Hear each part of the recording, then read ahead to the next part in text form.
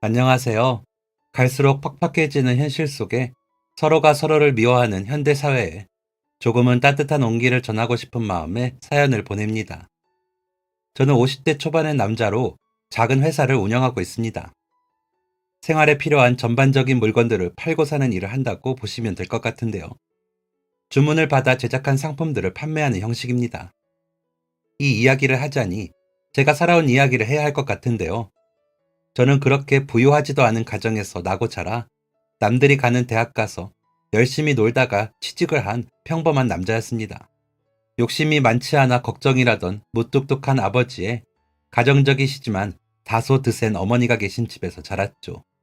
그러다 다정하고 착한 아내를 만나 결혼해 아들 둘의 막내딸 하나를 얻어 열심히 살고 있습니다. 사실 지금 제가 운영하고 있는 회사는 제가 처음 입사한 회사였습니다. 처음에 운영하시던 사장님께서 하시던 걸 제가 이어받아 하고 있죠. 엄밀히 말하면 사장님께 제가 인수해서 하고 있는 업체인데요.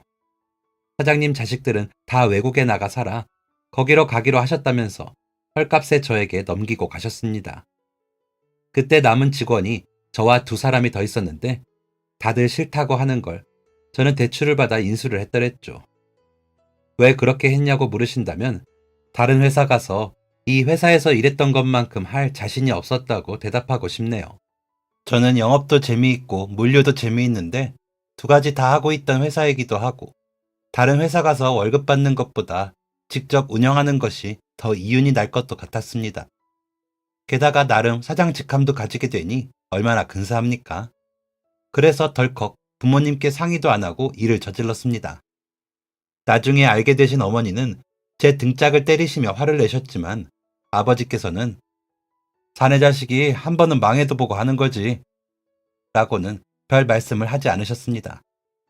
처음에는 정말 괜히 회사를 인수했나 싶을 정도로 힘들었습니다. 자금이 넉넉치 않다 보니 홍보하는 일부터가 고역이더라고요. 게다가 기존의 고객들이 전에 사장님이 그만두신 것을 알고 단가도 더 낮추려고 하고 아예 거래를 끊기도 했거든요. 팜플렛도 만들고 홈페이지도 열심히 제작해 여기저기 홍보하고 쇼핑몰에도 부지런히 신제품 업데이트해가며 밤을 새기도 했습니다. 그렇게 한 3년 정도 지나자 그래도 이 분야에서 판매 실적이 괜찮은 회사로 남게 되더군요. 그 사이 전에 일하시던 직원들은 모두 나가시고 저만 남아 할 때도 있었죠. 그때는 물건 실어 나르는 일부터 포장, 주소 기재 다 제가 해야 하니 정말 죽겠더라고요. 그래서 아르바이트 직원을 조금씩 쓰다가 한 명의 정직원을 채용하고 그 한 명의 정직원이 지금은 6명의 직원으로 늘어난 상태입니다. 어떤 달은 막내 직원보다도 제 월급이 더 적을 때도 있었지만 지금은 제법 제 몫으로 가져가고 있고요. 어설프게 시작하기는 했지만 그래도 제법 회사다운 회사를 이끌어가기 위해 고군분투하며 성장한 어리바리 사장이었습니다. 지금에야 웃으며 이런 말들을 할 수가 있지만 그 당시에 저는 한 달도 쉽게 갈 수가 없었습니다. 제가 잠깐 쉬엄쉬엄 하다가 직원들 월급을 조금이라도 못 맞춰줄까 노심초사했거든요. 월급 맞춰주는 것은 당연한 일이지만 저는 꼭 그래야 할 이유가 있었습니다. 아내의 표현을 빌어보자면 없는 놈이 없는 놈 사정 안다고 당신은 어쩜 직원을 뽑아도 그렇게 우리 같은 직원들만 뽑아? 라고 하더라고요. 정말 직원들도 어쩜 그렇게 하나같이 형편도 어렵고 사정들이 기고한지 조금이라도 제가 월급날을 지체하면 그 집 전체가 흔들리는 것을 알았기 때문에 더 정신 차리고 일을 해야 했습니다. 그게 원동력이라면 원동력일 수 있지만 어떤 때는 솔직히 부담스럽고 도망치고 싶을 때도 있더라고요. 하지만 제가 책임지기로 한 이상 책임을 지자 싶어 버티며 지금까지 왔습니다. 그러던 사이에 코로나 사태가 시작된 이후로는 더 힘들기도 했지만 그럼에도 어찌저찌 버텨지네요. 감사한 일이라고 생각합니다. 저희 가족, 회사 직원들, 그들의 가족들 모두 일상을 유지할 수 있는 것에 감사하고 있습니다.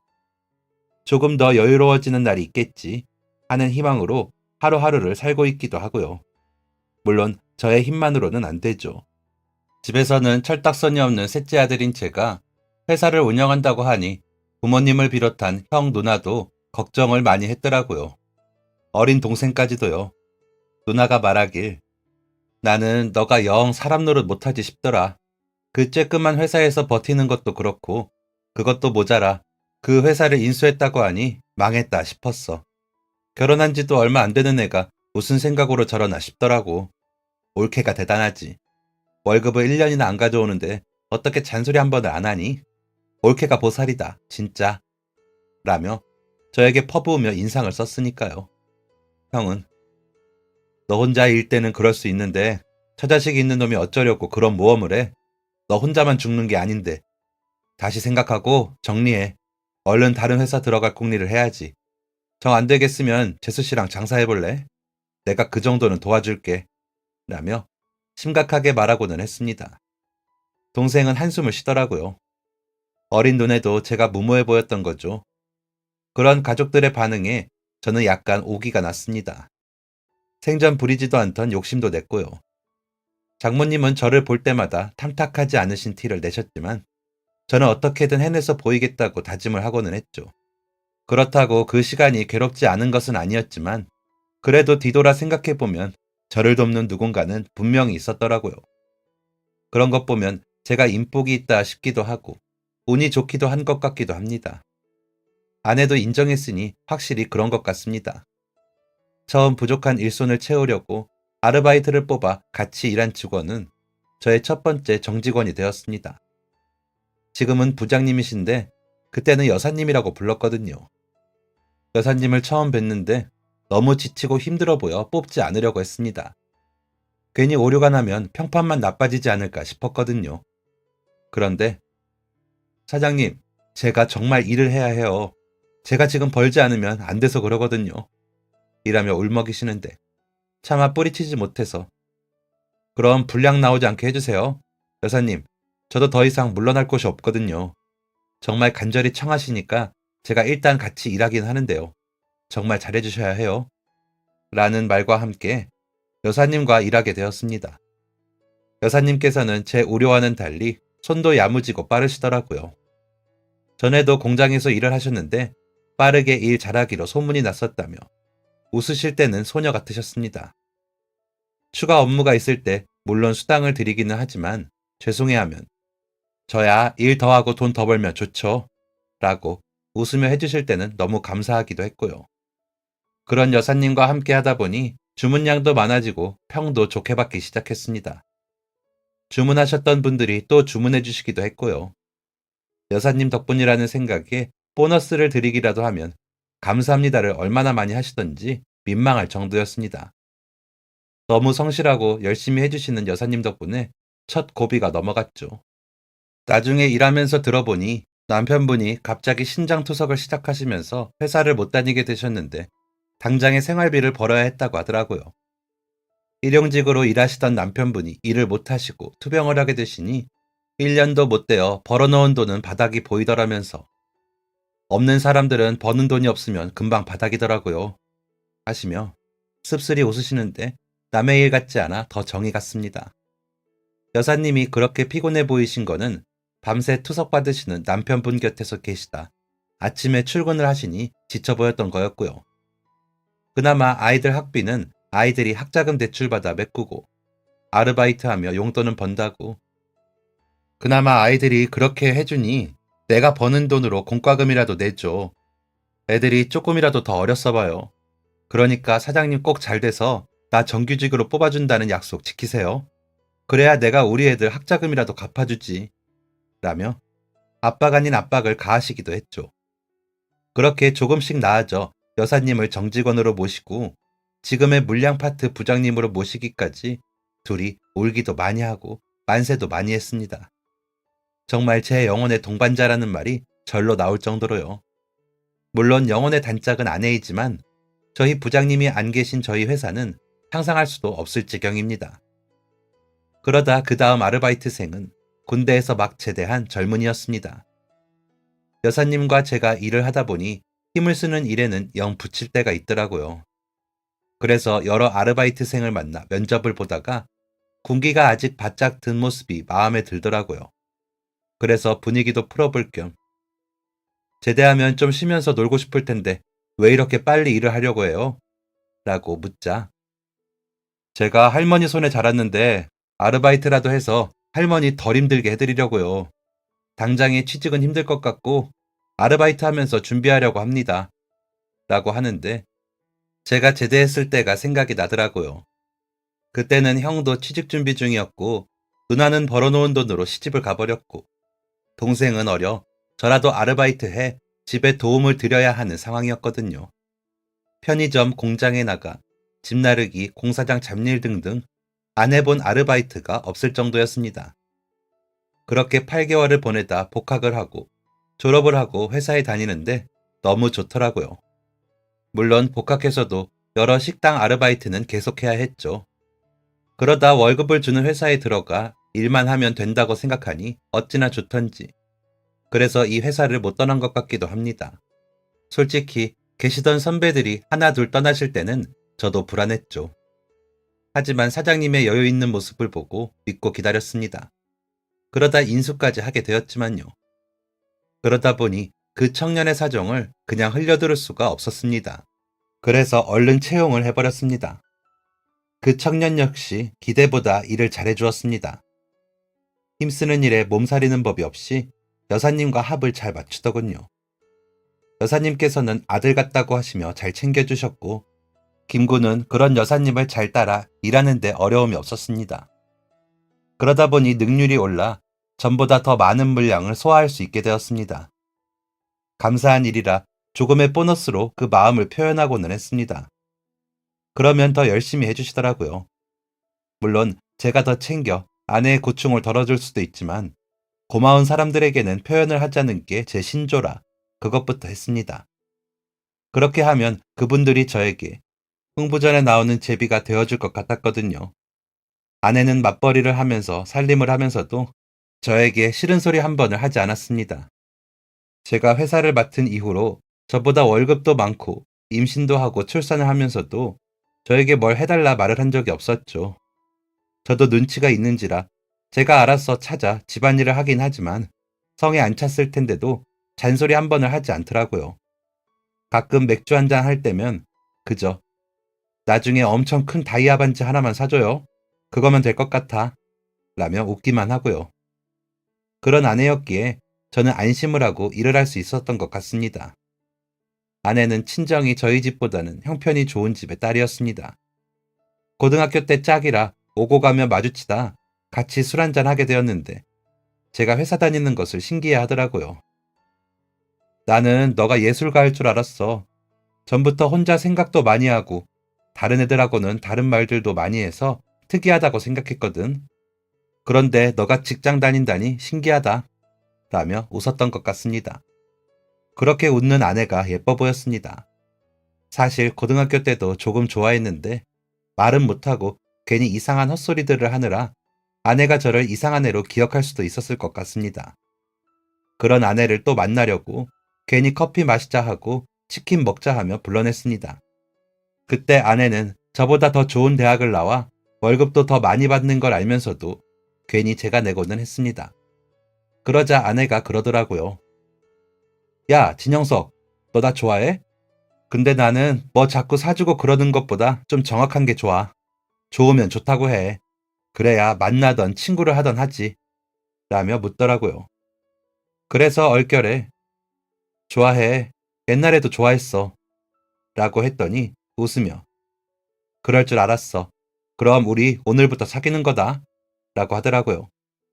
그렇게 시작한 연애는 1년 만에 결혼으로 이어졌습니다. 그러더니 회사를 인수해 운영을 하겠다고 하더니 월급도 못 챙겨오는 남편에게 한마디도 하지 않는 아내를 실망시키고 싶지는 않았습니다. 그래서 절대로 망하지는 않겠다는 다짐은 속으로 1000번, 아니 10,000번 정도 했습니다. 그 다짐을 이루기 위해서는 저는 진짜 발바닥이 닳아 없어지도록 다니고 몇만 번을 고개 숙여야 했습니다. 그래야 살아남으니까요. 그러면서도 품질이 떨어지지 않는 상품을 판매하기 위해서는 저희 회사에서 직접 할 수 있는 부분은 다 해내야 했습니다. 그래야 품삯이 덜 들기도 하고 제품도 확실히 확인할 수 있으니까요. 그러다 보니 일이 늘어갈수록 일손은 더 필요했습니다. 그래서 정직원을 더 뽑아야 했습니다. 이번에는 홈페이지 관리와 여러 가지 서류 업무를 해야 하는 일도 하면서 급할 땐 물류 일을 같이 해줄 직원이 필요했죠. 월급이 그렇게 많지 않다 보니 면접을 보고 그냥 돌아가는 사람들이 많았습니다. 그러다 돌아오는 2월에 졸업을 앞둔 여학생 하나가 면접을 보러 왔더군요. 자격증은 있지만 성적이 별로고 출결이 안 좋더라고요. 그래서 연유를 물었더니 한참을 뜸을 들이다. 저희 부모님이 외국에 일을 가셔서 안 계신데 동생들이 어려서요. 막내가 아플 때 간호해줄 사람이 없어서 제가 학교를 안 가고 돌봤어요. 막내가 선천적으로 몸이 안 좋아서 조금만 열이 나도 학교 가기가 힘들거든요. 이라고 하는 겁니다. 저희 막내보다 4~5살 어린 학생이 동생들을 돌보며 학교에 다녔다는 이야기를 들으니 마음이 또 짠해지더라고요. 그래서 일을 다니면 동생들은 누가 돌봐요? 라고 물으니 둘째 동생이 이제 고등학생이고 막내도 중학생이 되니까 괜찮아질 것 같아요.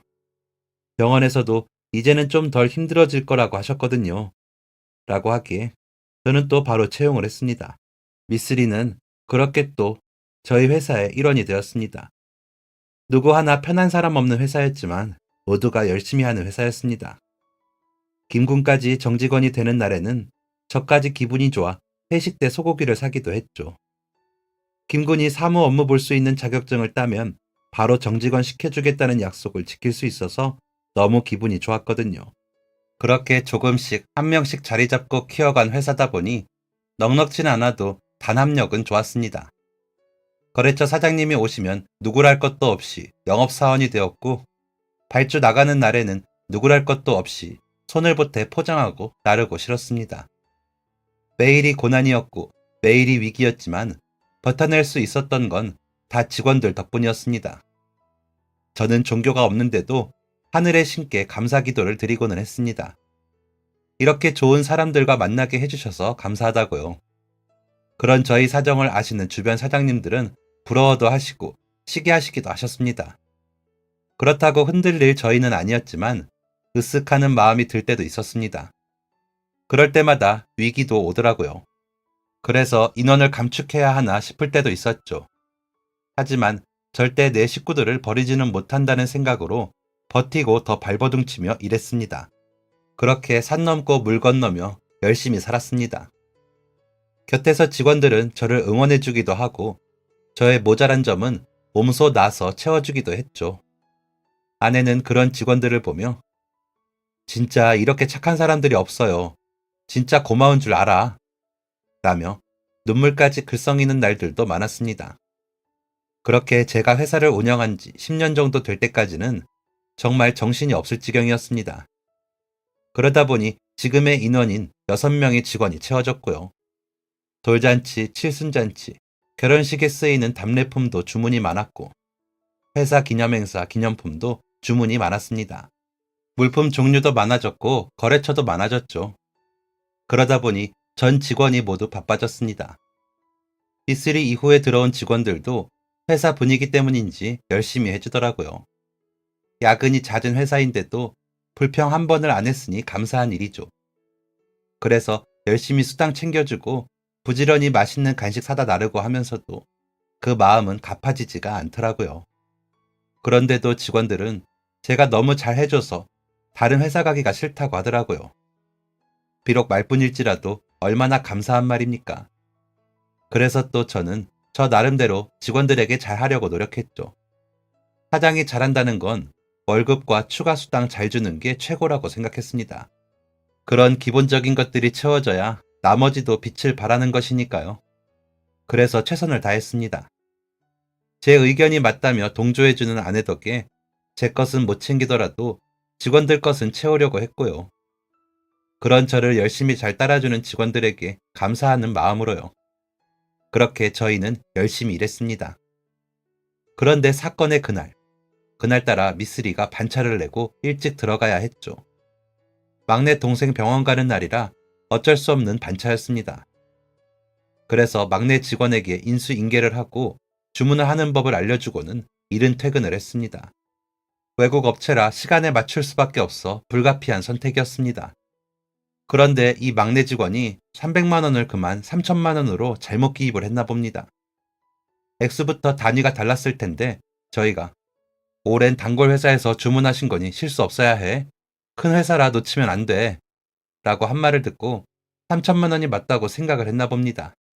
아니면 0을 하나 더 눌렀겠죠.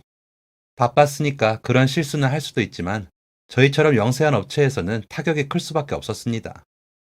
며칠이 지나고 물건이 도착한 것을 보고 나서 저희는 아연실색할 수밖에 없었습니다.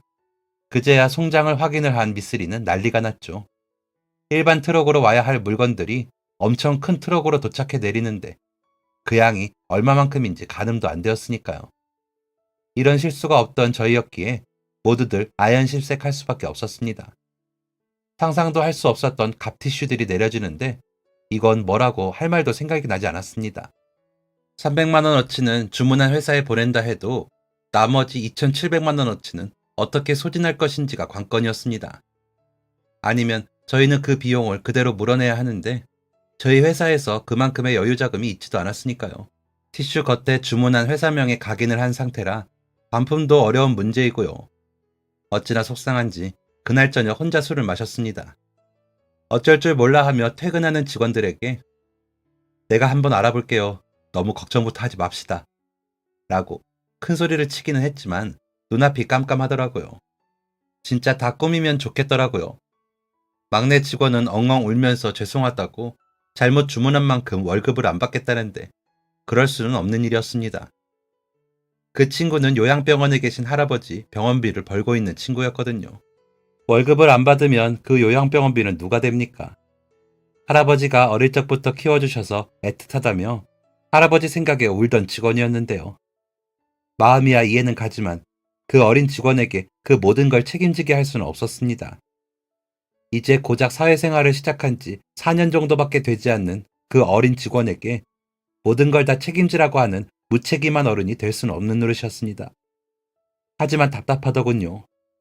조금은 억울한 마음도 들고 누군가에게 제 속마음을 가감없이 털어내고 싶은 마음도 들었습니다. 그래서 술김에 제가 잘 들어가던 인터넷 사이트 친목방에 제 사정을 올렸습니다. 사장님들이 모여 운영 노하우를 나누는 그런 사이트였는데 그래도 제 사정을 보시면 가장 위로해 주실 분들 같았거든요. 그래서 술 한잔 했습니다. 라는 제목으로 글을 올렸습니다. 대략적으로 10년을 이렇게 힘들게 왔는데 이제는 정말 못 버틸 상황이 된 것 같다는 내용이었죠. 품목은 갑티슈라 갑티슈가 사람 잡겠습니다. 라며 마치는 글이었는데 글을 쓰면서 어찌나 울었는지 모릅니다. 술김이기는 했지만 정말 이대로 우리 회사는 마지막이라는 생각이 들더라고요. 쌓여있는 갑티슈들을 보는데 한숨만 나고 눈물이 찔끔거리며 나와 옷소매로 훔쳐가며 글을 썼습니다. 그때까지 고생한 직원들, 아내에게도 미안하고 솔직한 마음으로 막내 직원이 조금은 원망스럽기도 했습니다. 조금만 주의를 기울여줬으면 얼마나 좋았을까 하는 마음이 들었죠. 하지만 온전히 그 직원의 실수라고만 할 수도 없는 일이었습니다. 제가 그때 회사에 있었기에 확실히 확인을 하고 다시 한번 당부를 했어야 했던 거니까요. 담당자가 아닌 직원이 일을 하는데 사장이 챙겼어야죠. 그러라고 사장이 있는 거 아니겠습니까? 그런 속 이야기까지 다 하며 글을 쓰고 다시 읽어보니 눈물이 나서 엉엉 울었습니다. 그래도 그렇게 털어놓으니 마음이 좀 나아지더군요. 업체명이 각인되어 있는 갑티슈들을 돌아보며 한숨이 나는 건 같았지만 그래도 위안이 됐습니다. 그래도 어떻게든 갑티슈를 팔아보자 싶은 마음과 그냥 이대로 회사를 놓아야 할까 하는 마음이 뒤섞인 채로 그날은 회사에 있는 간이 침대에서 잠이 들었습니다. 여차하면 지하철에 올라 갑티슈를 팔아야 하나 하는 생각까지 들었습니다. 눈물로 읍소하면 좀 사주는 분들도 계시지 않을까 하는 생각이 들었거든요. 그렇게 잠이 들었다가 아침 일찍부터 웅성이는 인기척에 눈을 떴습니다. 다른 날보다 일찍 나온 직원들이 컴퓨터를 바라보며 이야기를 주고받고 있더군요. 부장님은 얼굴을 감싸 안고 눈물을 흘리고 있고요. 그 뒷모습을 바라보며 아, 더 큰일이 났구나. 이제 나는 진짜 이 회사를 그만둬야 하는구나 하는 생각에 코끝이 찡해졌습니다. 40이 넘도록 저의 모든 걸 다 바친 회사였는데 이렇게 무너진다고 생각하니 가슴이 답답하고 숨이 쉬어지지 않았습니다. 그렇게 움직이지 못할 것 같았는데 그래도 일어서야 했습니다. 어찌됐건 마지막까지 책임을 져야 했으니까요. 나중 일은 나중 일이고 일단은 물건은 들어왔으니 정신 차리고 해결부터 하자라는 생각으로 일어났습니다. 일어나면서 약간 어지럽기까지 했던 것 같습니다. 그런데도 이대로 무너져 나약한 모습으로 직원들을 보내고 싶지 않았습니다. 어쨌거나 직원들을 마지막까지 제가 책임지고 싶었습니다. 그런 마음이었는데도 몸은 제 마음과는 달리 주춤주춤 움직여지더라고요. 그 어려움 속에서 저의 소심함이 싫었습니다. 사장이라는 사람이 직원들 뒤에서 그러고 있는 게 부끄러운 모습이었죠. 그런 저의 기척을 느낀 과장이 된 김군이 저를 보고 그러더라고요. 사장님, 켜놓으신 인터넷에 티슈를 사고 싶다고 사람들이 댓글을 엄청 많이 달았는데요? 라며 잔뜩 흥분된 목소리로 소리치더라고요. 그 말에 저는 깜짝 놀라 모니터 앞으로 나섰습니다. 각인이 되어 있어도 좋으니 조금이라도 사서 돕고 싶다는 내용의 글들이었습니다. 10개, 30개, 100개, 자신들 가게에 두고 쓰겠다며 보내달라는 내용의 댓글들이었습니다. 계좌번호를 남겨달라며요. 그래서 감사하다고 글을 쓰고 계좌번호를 올렸더니 순식간에 입금이 되었습니다. 너무 감사해서 일일이 댓글을 달며 받은 주소로 택배를 보내겠다고 했습니다. 확인해보니 1,000만 원 정도가 들어왔더라고요. 그 아침 시간에요. 그렇게만 팔리기만 한다면 당장에 대금을 치를 것을 일부 메워지니 회사가 문 닫는 것은 나중으로 미룰 수 있겠더라고요. 누군지도 모를 수많은 분들에게 감사했습니다. 사람들이 달아놓은 댓글들을 다시 보며 감사함에 눈물을 흘렸습니다. 제 글을 지목하여 다시 글을 올리시면서 이럴 때 우리끼리라도 도웁시다 라고 글을 올려주시는 분들도 계시더라고요. 그러다 보니 다른 커뮤니티에도 글이 퍼져 각인이 되어도 좋으니 보내주세요 라는 요청 메시지와 함께 주문들이 들어왔습니다. 어떤 분들은 제 글에 직접 주소 넣으시면서 몇 개 보내달라고 하시기도 하고요. 그런 분들께 일일이 감사하다는 댓글도 달았습니다. 그렇게라도 마음을 표현해야 할 것 같았거든요. 그리고 그 와중에 정말 다행인 것은 혹시나 싶어 미쓰리가 전날 퇴근하기 전에 갑티슈 판매창을 바로 열어놓았더라고요. 파격 할인으로 해서요. 각인이 되어 있다 보니 그렇게라도 하면 원가는 건지지 않을까 했다며 울먹이는데 너무 고마웠습니다. 그러다 보니 커뮤니티에서도 저희 제품을 찾기가 쉬우셨는지 주문을 할 수 있으셨던 거고요. 혹시나 한두 개라도 팔리라고 해놨다는데 주문량이 쭉 올라가니 다들 흥분해 있던 와중에 제가 일어난 것이었습니다. 부장님은 그걸 보고 감격해 울고 계셨던 거고요. 저는 만세를 외치며 우와 하고 외치고 주저앉아 얼굴을 감싸 안았습니다. 정말 알 수 없는 어떤 힘이 우리를 구제해주고 있구나 하는 생각까지 했습니다. 물론 앞으로 더 처리해야 할 갑티슈가 훨씬 많았지만 당장에 급한 불을 끌 수 있다는 생각에 온몸에 피가 도는 느낌이 나더라고요. 그렇게 주문은 일주일 동안 부지런히 지켰습니다. 응원글도 많이 받았고요. 감사 인사도 정말 열심히 했습니다. 하지만 그렇게 부지런히 팔았는데도 갑티슈는 창고를 가득 채우고도 넘칠 정도였죠. 사무실과 복도까지 채워야 할 정도였으니까요. 그러다 보니 자연히 건물의 다른 회사들도 저희 사정을 알게 되셨습니다. 먼저 주문하신 회사부터 각인하고 포장해 보내고 다른 주문자분들께도 배송 준비 마치고 부지런히 보냈는데도 그런 사정이다 보니 일일이 죄송하다고 말씀드리며 사정을 말하게 되더라고요. 다행히 저희 사정 듣고 놀라시기도 하고 위로도 해주시고 10개, 20개씩이라도 달라고 하시는 분들도 계셨습니다. 티슈는 두고두고 쓰는 거니까 사다 두지 뭐 라며 5개, 10개를 들고 가시고는 나중에 돈을 가지고 오시더라고요. 너무 감사해 고개를 숙이고 인사를 하느라 허리를 몇 번이나 숙였는지 기억도 나지 않습니다. 하지만 얼마나 진심으로 감사했는지만 기억이 나네요. 그러다 건물 관리자분들도 그 이야기를 들으셨는지 건물주분도 아시고 오셨더라고요. 그런데 저기 이 갑티슈 하나에 얼마씩이에요? 하시기에 건물을 너무 차지해서 그러신데 돌려 말씀하시나 싶어. 아이고 사장님 죄송합니다. 저희가 지금 되는 대로 발송하고 있는데 아직 이 정도 남아서요. 내일 지나면 창고에 다 수용할 것 같습니다. 하고 사정을 말씀드렸더니 아유 진 사장 그렇게 말하면 내가 서운하지. 나 그렇게 야박한 사람은 아닌데. 라며 웃으시더라고요. 그런 사장님께 그렇게 말씀해 주시니 감사합니다. 제가 더 부지런히 일해보겠습니다. 하고 말씀을 드렸습니다. 저는 괜히 통행에 방해가 되어 오신 것 같아 얼른 사과부터 했던 거죠. 그런 저를 한동안 아무 말 없이 바라보시던 사장님은 저의 어깨를 토닥토닥 두드리시더니 제 팔을 잡아 끄시며 갑티슈 앞으로 이끄시더라고요.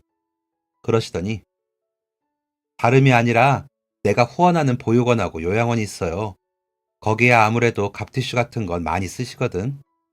두 곳 다 여쭈어 봤더니 너무 요긴하다고 하시더라고. 그래서 말인데 내가 남은 걸 두 곳에 나누어서 보내고 싶은데 어떻게 되겠어요? 라고 하시는 겁니다. 그때 부장님이 오시더니 왜 안 돼요, 사장님? 저희야 감사하죠. 그런데 각인된 곳 위에 사장님 이름으로 스티커를 좀 붙여도 될까요? 어디로 보내면 될까요?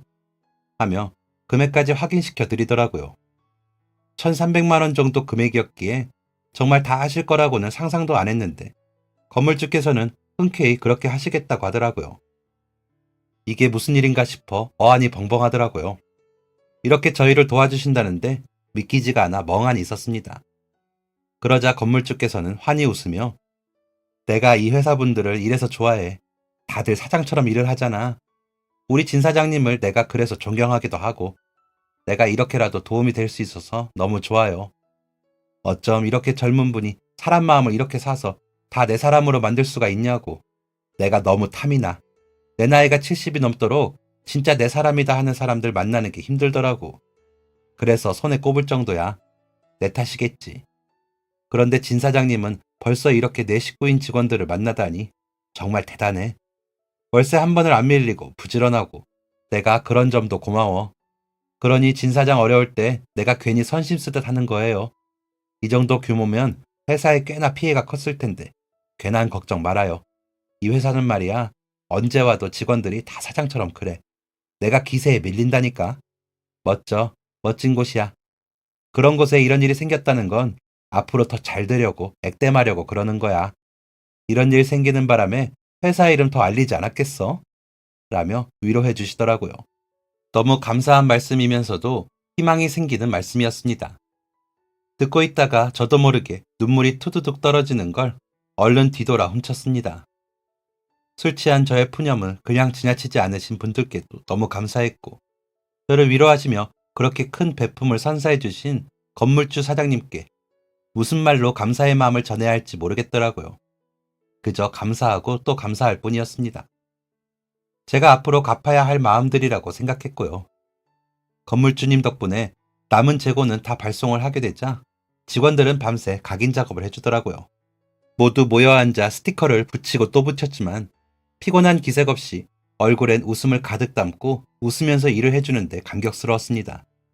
야근을 하기도 전부터 사장님, 이번 야근은 수당 안 주셔도 돼요. 회사 지켜주신 것만으로 저희는 충분해요. 라며 일을 하더라고요. 그 사람들을 보는데 내가 이 사람들을 못 만났으면 어쩔 뻔했나 싶으면서 마음이 뭉클해졌습니다. 그 2주는 정말 너무 힘들기도 했고 너무 행복했고 감사한 날들이었습니다. 그러고도 주문이 더 들어와 추가로 갑티슈를 주문 생산하기도 했고요. 추가 주문까지 3,200만 원어치의 갑티슈를 판매한 2주이기도 했습니다.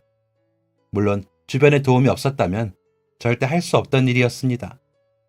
그리고 우리 직원들이 아니었다면 해낼 수 없는 일이기도 했고요. 그날 이후 기가 죽어있던 막내 직원은 그나마 정신을 차렸는지 모든 일이 수습이 되니 사장님 너무 죄송해요. 선배님들 너무 죄송하고 감사합니다. 하며 울더라고요. 그런 막내 직원을 저는 그저 꼭 안아주었습니다. 여자 남자 가릴 것 없이 그저 그 순간에는 동료이자 인생 선배, 같이 고난을 겪은 친구라는 생각으로 꼭 안아주었죠.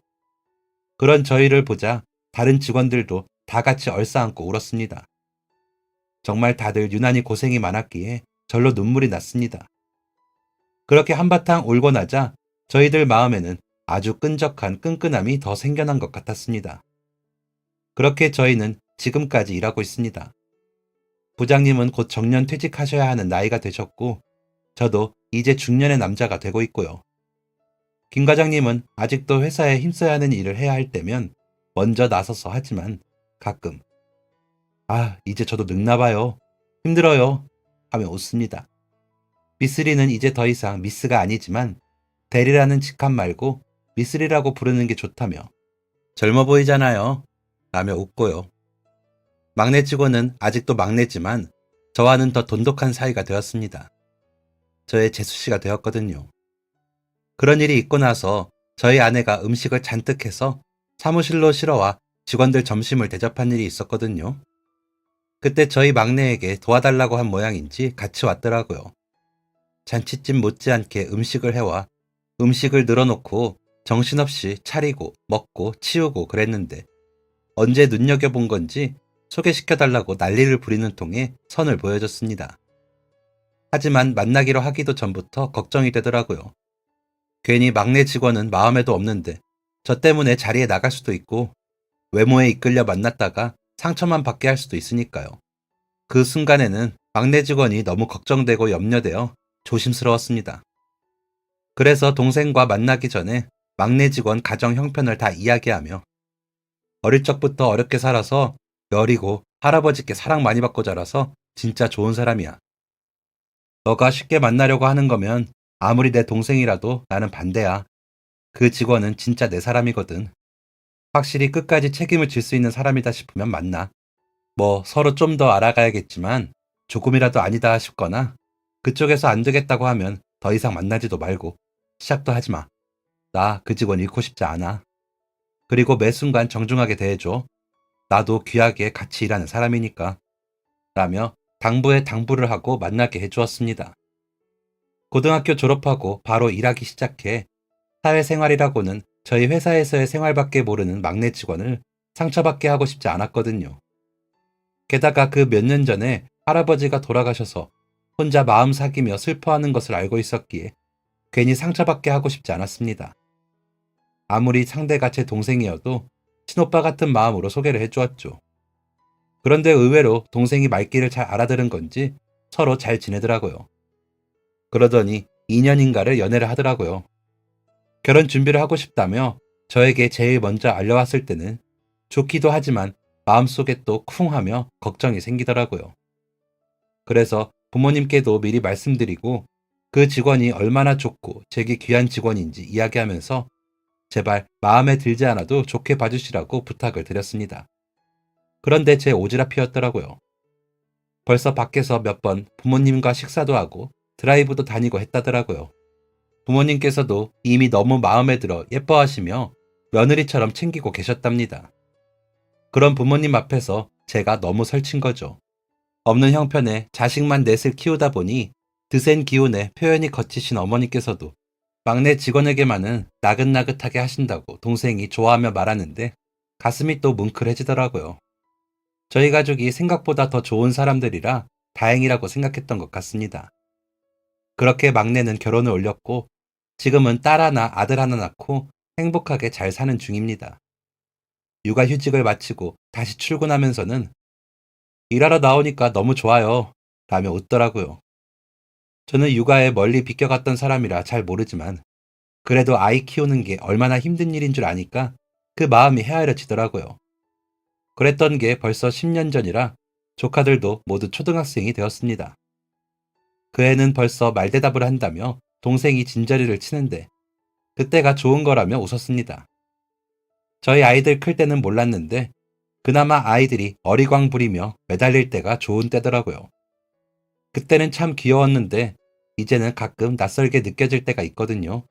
그렇게 품 안의 자식들을 떠나보내는 거라지만 조금은 서운할 때가 많거든요. 그래서 동생에게 배부른 소리라고 합니다.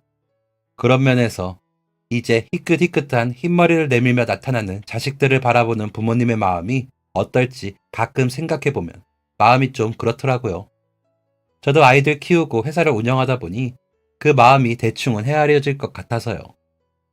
직원들도 나이가 들고 가정도 꾸리고 어렵던 사정들이 조금씩 나아져 이제는 먹고 살만해요 라고 말할 때마다 격세지감이 느껴지기도 하고 벌써 시간이 이렇게 흘렀나 싶어 거울이라도 한번 보게 되더라고요. 흐르는 시간이 그냥 흐른 것도 아닌데 순간의 찰나처럼 느껴지고 영화처럼 모든 일들이 지나쳐 실감이 안 나거든요. 그러다 거울 속 나이 든 제 얼굴을 보면 조금이나마 현실로 와닿는 느낌이라 요즘 거울을 자주 보곤 합니다. 지하 창고와 사무실 한 칸을 쓰던 회사가 이제는 넓은 창고를 마당 건너에 두고 전에 쓰던 사무실보다 3배나 큰 사무실로 옮긴 요즘에도 저희는 옹기종기 모여 회의를 하고 수다를 떨기도 합니다. 10분 정도 커피 마시며 하는 수다이지만 그 시간이 참 편하고 좋습니다. 우리는 전우 같은 마음을 가진 공동체이니까요. 저만의 생각이 아니라 이 대리가 먼저 그러더라고요. 사장님, 우리는 죽어도 같이 죽고 살아도 같이 살아요. 우리는 전우예요. 라며 주먹을 불끈 쥐더라니까요. 너무 고맙죠. 정말 10명의 대기업 직원보다 제게는 더 든든한 직원들입니다. 사람의 마음이라는 게 그런 것 같습니다. 제가 다 내어주면 그쪽에서도 내어주게 되는 거요. 물론 저희 직원들처럼 좋은 사람들이 모였을 때 이루어질 수 있는 일이겠죠. 그래서 저는 정말 너무 감사합니다. 제가 잘나서만 된 일도 아니죠. 정말 좋은 인연이 뭉쳐서 만들어진 기적이라고 생각합니다. 전 건물주님 말대로 액땜을 하고 나서 저희는 더 잘 됐으니까요. 코로나 때도 우리 직원들은 어려운 건 맞는데 전에 비하면 꽃길이에요. 사장님 힘내세요. 라며 먼저 이야기해 줄 정도로 끈끈하다는 건 정말 감사한 일입니다. 그래서 더 열심히 해보려고요. 코로나 규제도 많이 풀렸으니 전보다 더 잘 될 거라고 믿습니다. 우리 직원들이 있으니까요. 여러분들도 꼭 좋은 인연들과 어울리시길 바라겠습니다. 그러다 보면 우리 전체가 따뜻하고 서로 돕게 되겠죠. 저는 앞으로 더 많이 베풀며 살려고 후원을 늘리려고 합니다. 그렇게 더 행복을 전파하고 싶네요. 여러분들도 그런 행운이 함께 하시길 기원하겠습니다. 그럼 글 마치겠습니다. 지금까지 사연 들어주셔서 감사합니다. 사연이 재밌으셨다면 구독과 좋아요를 눌러주세요. 감사합니다. 안녕히 계세요.